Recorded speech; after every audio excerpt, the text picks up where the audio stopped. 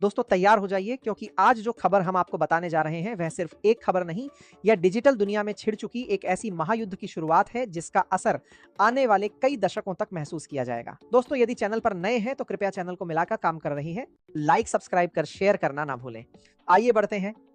यह वही खबर है जो वाशिंगटन से लेकर दिल्ली तक, सिलिकॉन वैली से लेकर मुंबई के टिक पार्कस तक हर जगह चर्चा का सबसे बड़ा मुद्दा बन चुकी है। और यकीन मानिए इस बार मामला सिर्फ राजनीति का नहीं, सिर्फ टेक्नोलॉजी का नहीं, बल्कि पूरी की पूरी डिजिटल संप्रभुता यानी डिजिटल स्वतंत्रता का है। अमेरिका के लिए पक्ष करता है।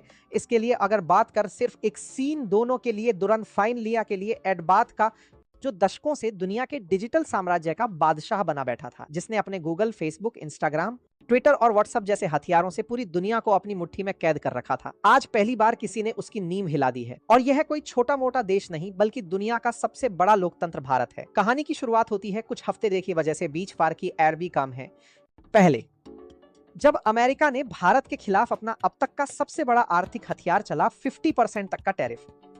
अमेरिका को लगा कि यह कदम भारत की अर्थव्यवस्था पर सीधा दबाव डालेगा, भारतीय कंपनियां घुटने टेक देंगी और भारत सरकार उनके आगे झुक जाएगी।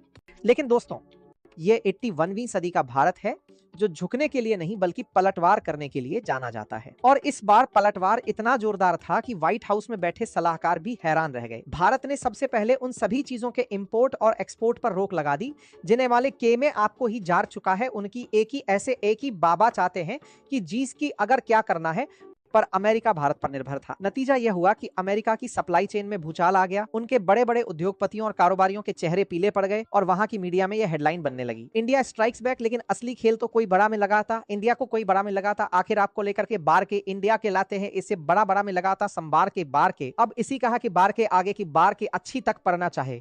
इसके बाद शुरू हुआ। दोस्तों यह तो सिर्फ झड़प थी, असली युद्ध का ऐलान तो तब हुआ जब भारत ने डिजिटल मोर्चे पर हमला बोल दिया। आज से पहले तक आप और हम सुबह आंख खुलते ही सबसे पहले जिस चीज का इस्तेमाल करते थे वो था गूगल, फेसबुक, इंस्टाग्राम, व्हाट्सएप या ट्विटर। हमारे बच्चों के होमवर्क से लेकर हमारे बिजनेस प्रोजेक्ट तक, हमारी हर छोटी बड़ी जरूरत के लिए हम इन्हीं अमेरिकी प्लेटफॉर्म्स पर निर्भर थे और यही निर्भरता अमेरिका का सबसे बड़ा हथियार थी। हमारा हर सर्च, हर मैसेज की तरफ से एकने वाली हरास करने की तरफ से, हर तस्वीर, हर वीडियो, सब कुछ अमेरिका के सर्वर्स पर जाता था। हमारी पसंद नापसंद, हमारा सोचने का तरीका, हमारी खरीदने की आदतें, सब कुछ अमेरिका के पास दर्ज होता जा रहा था।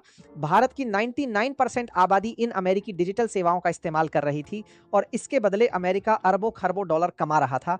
लेकिन अब भारत ने ठान लिया है अब और नहीं और नहीं, और अमेरिकी डिजिटल सेवाओं का इस्तेमाल के आदतें अमेरिकी डिजिटल सेवाओं का इस्तेमाल कर रही थी।